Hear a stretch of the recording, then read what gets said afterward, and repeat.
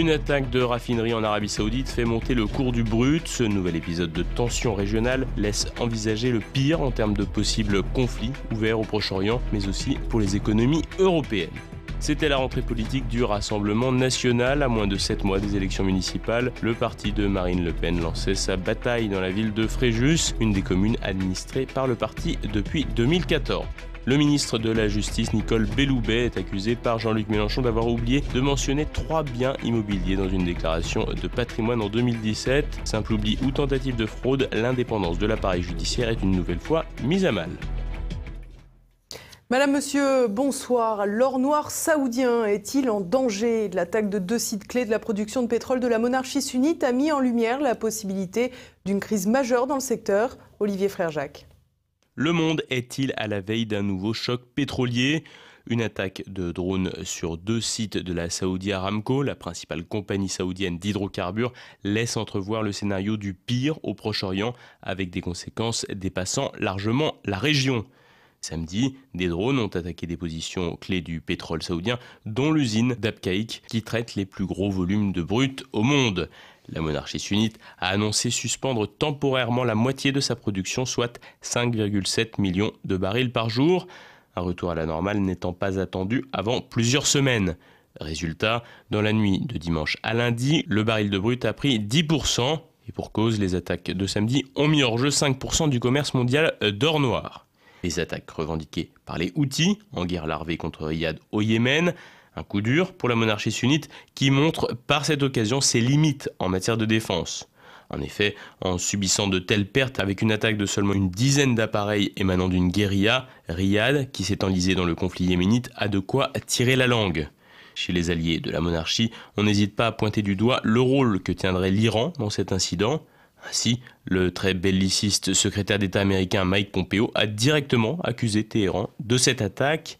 L'Iran a de son côté nié tout lien avec ces attaques, tout comme Bagdad, également suspecté par des responsables américano-saoudiens, les drones envoyés pouvant possiblement être partis d'Irak.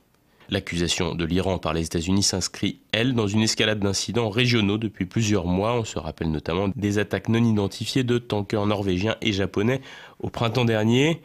Les déclarations du vice-ministre des Affaires étrangères perse Abbas Araghchi, reprises aujourd'hui, ont elles aussi une résonance particulière. Lui qui avait affirmé en juillet dernier que si l'Iran ne peut pas exporter son pétrole, personne ne le pourra. Difficile cependant d'imaginer Téhéran attaquer frontalement des installations pétrolières saoudiennes. De son côté, Riyad semble se mettre en ordre de bataille ou tout au moins se réorganiser depuis plusieurs semaines. Ainsi, au début du mois de septembre, la monarchie sunnite a nommé un nouveau ministre de l'énergie en la personne du prince Abdulaziz Ben Salman.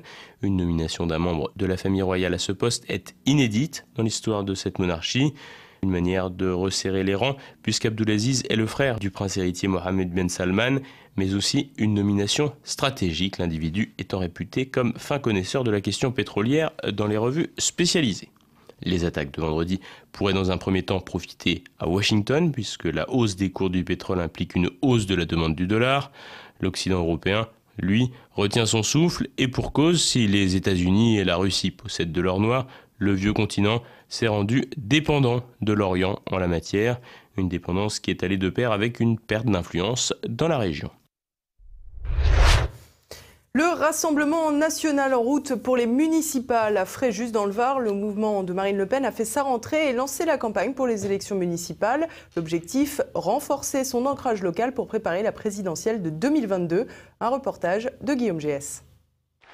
Mesdames et messieurs, monsieur le maire, cher David, c'est encore une fois dans une ambiance toute estivale que Fréjus, la souriante cité plurimillénaire de Fréjus, nous accueille pour cette rentrée politique.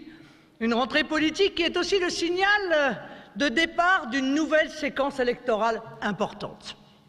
Chaque scrutin doit permettre à notre famille politique d'accrocher un mousqueton supplémentaire sur la paroi qui mène au sommet. Et le sommet, vous le savez, c'est l'Élysée.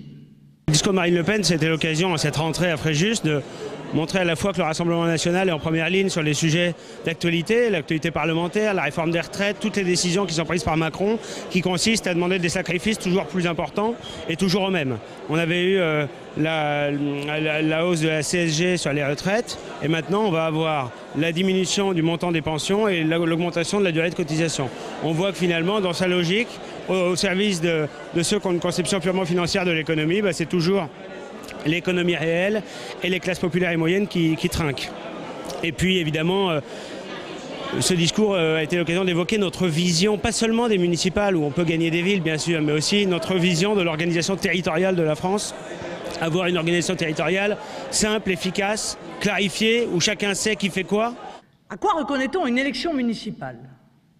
Alors, à la floraison des panneaux de chantier, à l'explosion des embauches d'employés municipaux, à l'augmentation des subventions aux associations. Vous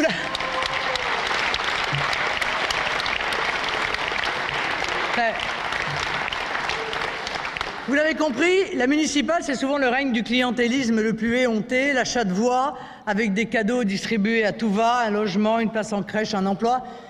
Mais c'est là une difficulté que nous avons identifiée. Mais rassurez-vous, loin de nous décourager, ces pratiques délétères que nous voulons abolir nous stimulent. Ce combat municipal, nous le mènerons avec tous ceux qui partagent avec nous le désir d'un renouvellement local et national. Avec tous ceux qui entendent construire pour la France et pour leur ville une alternance avec tous ceux qui, comme nous, ont la patrie au cœur. Le but, c'est d'abord de conserver. Alors ici, Fréjus, c'est un contre-amiral, hein, c'est un grand bateau. D'abord de conserver nos 10, 11 communes, et puis de gagner Perpignan, par exemple, et puis de montrer que la gestion Rassemblement national est confortablement maintenant installée dans les esprits et va se multiplier à travers le pays, je l'espère. Écoutez, il se trouve que partout où un maire Rassemblement national a été élu, les habitants semblent très heureux. 75% des habitants de Fréjus plébiscitent leur maire. Sur les questions de sécurité, d'immigration, de baisse des impôts, de patrimoine, d'art de vivre, partout les critères ont progressé. Une mairie Rassemblement national, c'est une mairie gérée avec succès et nous espérons que les Français en prendront conscience et que de nombreux maires Rassemblement national rejoindront les 11 communes que nous avons déjà.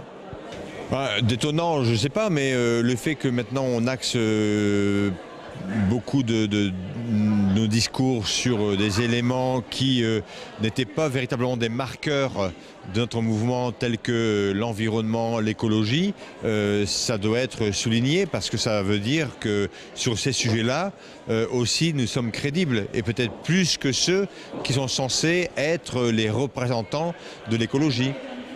Cette grande politique de réaménagement du territoire doit s'accompagner évidemment de la part de l'État d'une grande politique en faveur des infrastructures, qu'il s'agisse de transport, de couverture numérique, de facilité d'accueil des entreprises ou d'aide à la relocalisation. Le maire peut beaucoup en matière d'environnement et d'écologie. Par exemple, un maire qui consomme dans les cantines de ses écoles des produits qui sont faits sur sa commune ou alentour, va faire un grand pas pour l'écologie au moment où des traités multinationaux nous font venir du bout du monde des produits de moins bonne qualité et qui ont une empreinte carbone terrible. Vous voyez, c'est des petites mesures concrètes que les maires peuvent prendre au quotidien et ils peuvent changer les choses. J'ai été très emballé parce qu'il y avait sur le pupitre du discours de Marine Le Pen la proximité au service des Français. La proximité au service des Marseillais. C'est de ça dont ont besoin à Marseille, mais je pense que c'est partout pareil. Nos compatriotes, c'est qu'on s'occupe d'eux au quotidien. Il y a une élection municipale, une municipalité, c'est ça.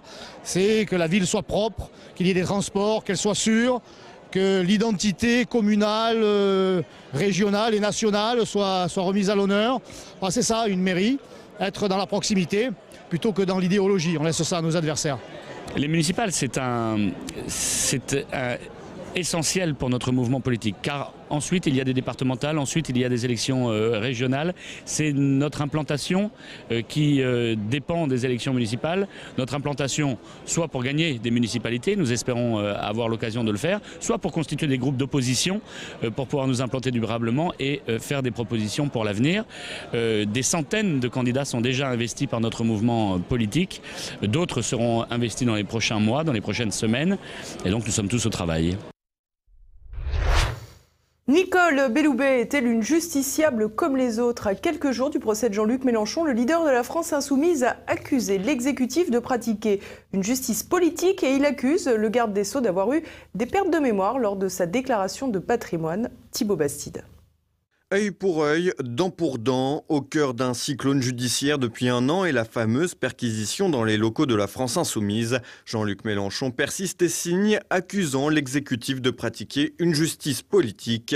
Dans son ouvrage qui sortira le 19 septembre prochain, jour de l'ouverture de son procès pour rébellion lors de ladite perquisition, le patron LFI revient sur cet épisode qui l'aurait progressivement fait sortir de son rôle d'opposant à Emmanuel Macron. Ainsi, dimanche, Jean-Luc Mélenchon a égratigné le ministre de la Justice Nicole Belloubet. Dénonçant une instruction politique à son égard, le député de Marseille a critiqué son ancienne camarade du Parti socialiste, assurant qu'elle laisse faire les magistrats pour ne pas les froisser de peur de ce qui pourrait se passer quand elle quittera le ministère, notamment après les oublis fâcheux dans sa déclaration de patrimoine. Une lourde accusation de la part de l'insoumis et Nicole Belloubet n'a que très peu goûté à ces insinuations. Dans la foulée, le garde des Sceaux a même qualifié les propos de Jean-Luc Mélenchon d'absurdes et indignes. Absurde et indigne, pas tant que ça, puisque Nicole Belloubet a reconnu avoir oublié de mentionner 3 biens immobiliers dans une déclaration de patrimoine en 2017. Dans son accusation, le patron de la France insoumise mentionne une maison de 184 mètres carrés dans l'Aveyron et 2 appartements à Paris de 61 et 32 mètres carrés. Selon les documents accessibles sur le site de la Haute Autorité pour la transparence de la vie publique, Nicole Belloubet détient bien des parts dans ces 3 biens pour une valeur totale de 336 000 €. Des parts qu'elle n'avait pas déclarées dans une première déclaration déposée le 21 juin 2017 après son entrée au gouvernement, mais ils apparaissent ensuite dans celle du 1er décembre 2017. Si elle affirme qu'il n'y avait aucune intention de fraude, cela pose néanmoins quelques interrogations sur le fonctionnement de la Haute Autorité, censée contrôler le patrimoine des parlementaires et des ministres et saisir l'appareil judiciaire si elle décèle une intention frauduleuse, et sur l'indépendance même de cet appareil judiciaire. Surtout que Nicole Belloubet a succédé à François Bayrou, lui-même évincé après l'ouverture d'une enquête préliminaire. De fait, l'oubli du ministre de la Justice révèle un certain passe-droit accordé à quelques-uns, alors que l'appareil judiciaire se montre bien plus prompt à agir contre d'autres. En effet, depuis l'avènement d'Emmanuel Macron en mai 2017, tous ses opposants, de François Fillon à Jean-Luc Mélenchon en passant par Marine Le Pen, ont eu à faire face à des accusations judiciaires quand dans le même temps, plusieurs membres du gouvernement et de la majorité présidentielle, comme Richard Ferrand, ont été relativement épargnés. D'ailleurs, dans ce dernier cas, Nicole Belloubet a affirmé que le président de l'Assemblée nationale ne devait pas démissionner, un député n'étant pas un ministre, et Emmanuel Macron s'est clairement positionné en faveur de Richard Ferrand, pourtant mis en examen dans l'affaire des mutuelles de Bretagne. Et on reste avec Thibaut Bastide pour l'actualité en bref. Incendie meurtrier dans un EHPAD parisien. Dans la nuit de dimanche à lundi, un feu s'est déclaré au 2e étage d'une maison de retraite située dans le 16e arrondissement de la capitale. Un homme d'une centaine d'années est décédé, une femme de 88 ans est dans un état grave, tandis qu'une autre femme âgée de 96 ans a été hospitalisée en état d'urgence absolue. Par ailleurs, 4 personnes, dont un pompier, ont été légèrement blessées lors de l'intervention et 12 personnes vivant à l'étage où l'incendie s'est déclaré ont été évacuées dans un EHPAD à Neuilly. Selon les premiers éléments de l'enquête, une cigarette mal éteinte serait à l'origine de l'incendie. Nantes prise en étau entre les gilets jaunes et l'extrême gauche.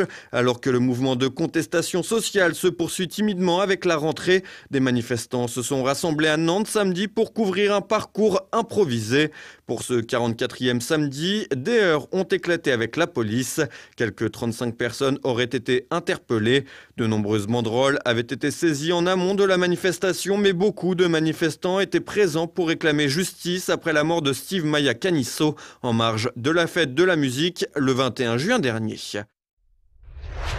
Et justement, l'enquête sur la mort du jeune homme rebondit alors que le ministre de l'Intérieur avait affirmé après l'enquête de l'IGPN qu'aucun lien n'avait été établi entre l'action des forces de l'ordre et la noyade de Steve Maya Canisso. Il a toutefois annoncé la mutation du commissaire en charge des opérations. Ainsi, les enquêteurs notent que les décisions prises par le commissaire divisionnaire en charge de l'opération sur le terrain ont manqué de discernement. La vitesse de réaction l'a emporté sur l'analyse, empêchant une manœuvre plus adaptée. Enfin, les enquêteurs soulignent que ni la préfecture, ni d'ailleurs la municipalité n'ont été informés dans la nuit des incidents qui se déroulaient. Ainsi, l'autorité préfectorale n'a pas eu la possibilité de prendre la mesure des événements et de donner des directives. Si Christophe Castaner a répété que personne ne pouvait expliquer avec certitude les circonstances de la mort du jeune homme, la volonté d'écarter le policier chargé des opérations le soir de la fête de la musique pousse à nouveau au doute.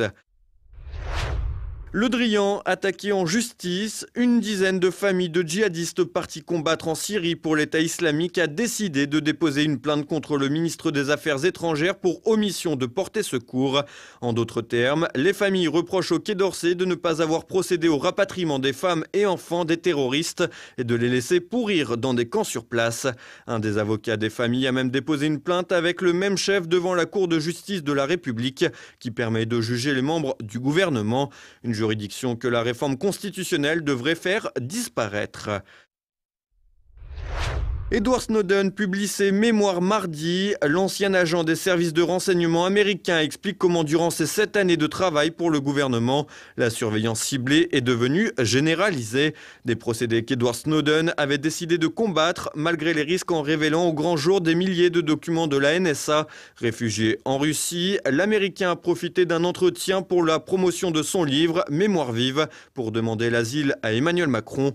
De quoi poser à nouveau la question de la protection des lanceurs d'alerte.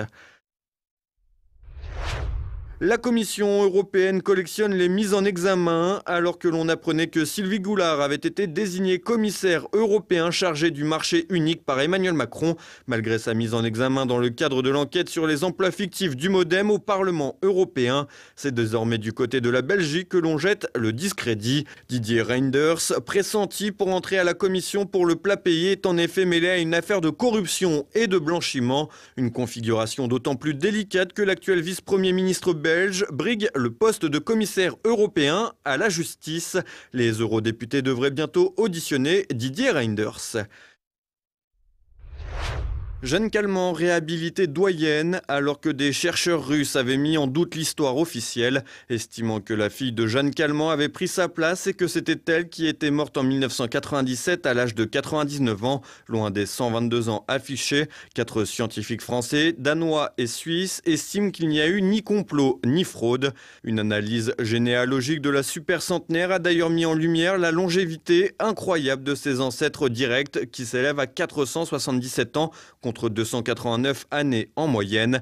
Les scientifiques ajoutent également qu'au vu du vieillissement général de la population, les supercentenaires devraient se multiplier.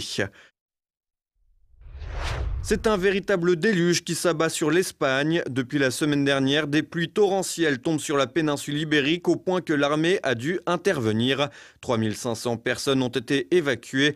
De violents orages ont encore éclaté ces 2 derniers jours sur la région de Madrid et en Andalousie où il est tombé l'équivalent de 6 mois de pluie en 24 heures. 6 personnes ont perdu la vie dans les inondations. Les Tunisiens veulent un changement. Dimanche, les électeurs tunisiens ont placé en tête du premier tour du scrutin présidentiel 2 candidats défiant la classe politique établie. Selon les premiers résultats portant sur un quart des suffrages, Kais Saied, au discours conservateur, arrive en tête avec environ 19% des suffrages exprimés, devant le magnat de la télévision incarcéré depuis le 23 août dernier pour évasion fiscale, Nabil Karoui, qui est lui crédité de 15% des voix. Ces résultats sont un camouflet pour la coalition gouvernementale puisque le ministre de la Défense, Abdelkrim Zbidi, et le chef du gouvernement, Youssef Chahed, n'ont pas atteint la barre des 10%. Les Algériens appelés aux urnes le 12 décembre prochain, 6 mois après la démission d'Abdelaziz Bouteflika après 20 ans à la tête de l'Algérie. Le président par intérim, Abdelkader Ben Salah, a signé le décret permettant de convoquer les électeurs en cette fin d'année. Une date qui coïncide avec le calendrier voulu par le chef d'état-major des armées, Ahmed Gaïd Salah. C'est la 3e fois de l'année que le pouvoir algérien tente d'organiser des élections. Un médecin collectionneur de fœtus dans l'Illinois, aux États-Unis. Une famille d'un médecin décédé a découvert chez lui plus de 2000 fœtus alors qu'il débarrassait la maison. Les autorités n'ont pas encore trouvé d'explication, mais ont fait savoir qu'il n'y avait aucune preuve pour l'instant d'opération de chirurgie pratiquée chez lui. Le docteur Ulrich Klopfer a pratiqué des avortements pendant plus de 30 ans avant de voir sa licence être révoquée pour n'avoir pas suivi certains protocoles. Et voilà, on arrive déjà à la fin de cette édition. Dans un instant, notre Zoom du jour. L'Institut Iliade, en partenariat avec TV Liberté, organise une superbe exposition intitulée Renaissance, portraits et figures d'Europe. Romain Petitjean, un des responsables de l'Institut Iliade, et Aude Bossor, une des artistes exposées, nous présente l'événement. Nous avons une conception de l'art qui est celle de la tradition, avec un grand T. Nous pensons que les artistes, finalement, ne sont que des sortes de médiateurs, comme des poètes. Ils portent une parole sacrée, une parole plus profonde. Et un artiste, souvent, se fait l'écho d'une tradition qui vient du fond des âges. Et donc, Renaissance, au pluriel, c'est la façon dont les artistes vont, finalement, eux, renaître en tant qu'hommes européens, et faire renaître leur culture, faire renaître leur territoire, faire renaître leur espace, leur morale, leur famille, leur lignée à travers l'art. On ne fait que renaître et réinventer continuellement ce que nous sommes au plus profond de nous-mêmes. Et puis ce soir, retrouvez également Politique Éco. Pierre Bergerot reçoit le professeur Jean-Louis Cacomo, docteur en sciences économiques. Il évoque son internement de force en hôpital psychiatrique pendant 3 ans pour avoir dénoncé un trafic de diplômes dans son université. Tout de suite, retrouvez évidemment la France de Campagnol de Christian Combaz et Mes Libertés Politiques avec François Billot-de-Lochner. Et à présent, c'est la fin de cette édition. Merci de votre fidélité. À demain. Bonsoir.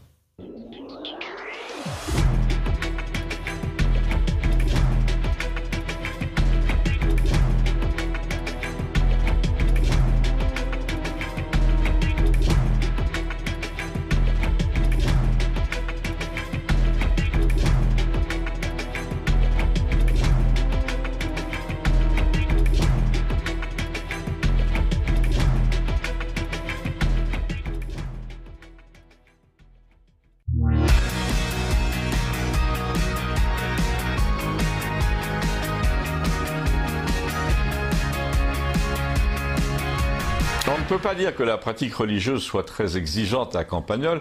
Il y a donc une messe une fois par mois. Et là, j'y suis allé parce que c'était une messe à la mémoire d'un ami. Et j'ai assisté à une scène à la fois déchirante et hélas significative. Le curé était tellement vieux, tellement fatigué, avec ses sandales de cuir, son pantalon d'été chiffonné sur ses chevilles et son vêtement liturgique vert et or qui scintillait dans le seul rayon de soleil qui tombait du vitrail au-dessus, qu'il a d'abord marmonné un sermon sur l'humilité, avec une voix presque inaudible, avec une argumentation hésitante, en nous disant, entre deux phrases, « Pardonnez-moi, mais ça va pas du tout en ce moment, j'ai un peu de mal à trouver mes mots ».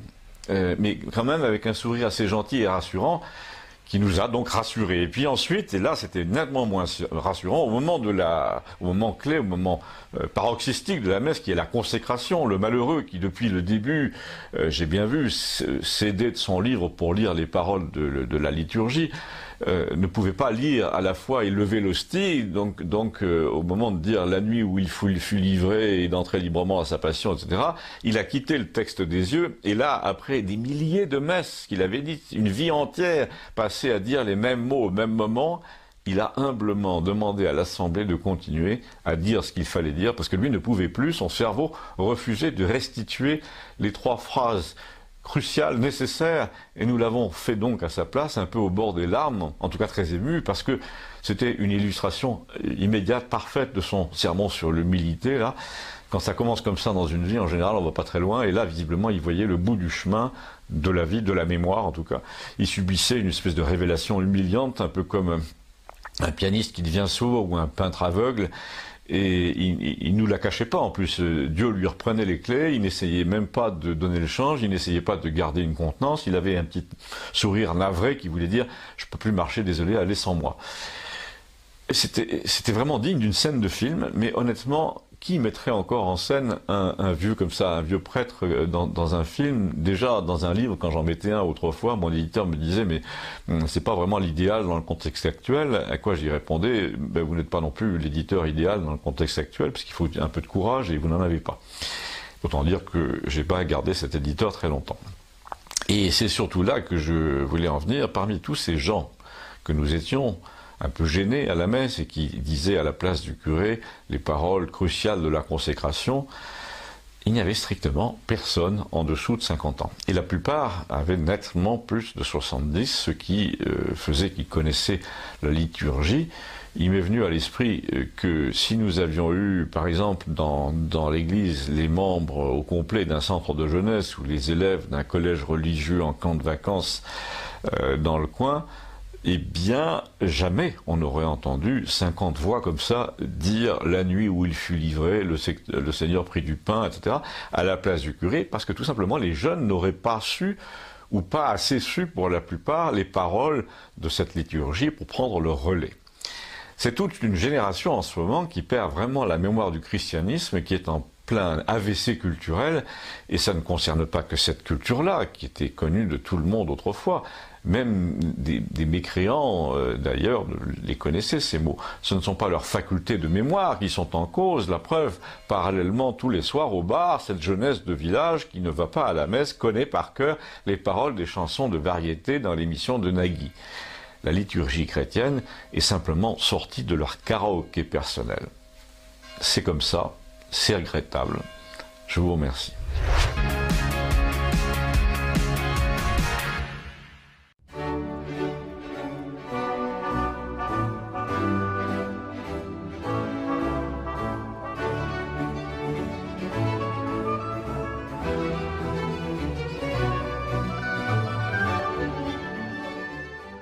La crise politique s'installe en Italie. Pour le plus grand bonheur de Matteo Salvini, le charismatique leader de la Ligue, qui espère bien jouer au gagnant-gagnant, c'est sa politique. Il y a au départ la coalition improbable entre le mouvement 5 étoiles de Beppe Grillo et celui de la Ligue de Salvini. Un attelage bancal avec deux chevaux qui tirent tous deux dans des directions divergentes et qui n'avaient finalement comme seul objectif commun que de s'échapper à toute vitesse de l'écurie du Parti démocrate. Début août, sans surprise, la coalition vole en éclats à la suite des blocages à répétition dus au mouvement 5 étoiles. Dès lors, deux scénarios émergeaient. Ou bien de nouvelles élections étaient organisées, et là évidemment l'horizon était radieux pour Salvini, crédité de 36 à 40% d'intention de vote, lui permettant peut-être de pouvoir composer un gouvernement homogène à son service. Ou bien une nouvelle coalition parvenait à se reformer sans la Ligue, et c'est ce qui s'est passé. Matteo Salvini a donc perdu le pouvoir, mais il a tout à y gagner peut-être. La nouvelle coalition, formée sur la seule base d'une opposition à Salvini, sera certainement aussi bancale, voire plus, que la sienne, et aura pour seul objectif de durer tant bien que mal pour éviter des élections. À moins qu'elle ne détricote méthodiquement toute la politique de Salvini, infiniment populaire, notamment sur les questions d'immigration. Une telle attitude n'aurait pour effet que d'entretenir soigneusement le mécontentement des Italiens pour le plus grand bénéfice de Salvini. Sans compter qu'il sera facile à ce dernier de dénoncer les combines et arrangements de pouvoir destinés à l'écarter des affaires. La vraie question, en fait, n'est finalement pas la victoire ou l'échec électoral de Salvini. Tôt ou tard, il reviendra au pouvoir triomphant. La question est plutôt de savoir s'il saura tenir tête jusqu'au bout à l'hydre bruxelloise. Esquissons un rapprochement improbable. Espérons que le sieur Johnson, du côté de Londres, lui sera d'une petite aide pour mettre un peu la panique dans les petits arrangements entre amis bruxellois. Vous pouvez m'écrire si vous le voulez. À très bientôt.